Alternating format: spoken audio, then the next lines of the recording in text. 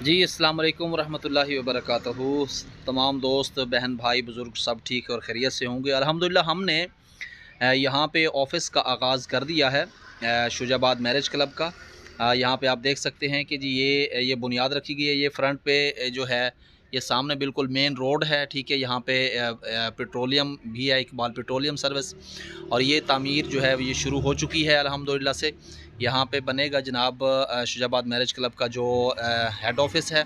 आप यहाँ से चेक कर सकते हैं, देखें इतनी तक तामीर मुकम्मल हो चुकी है।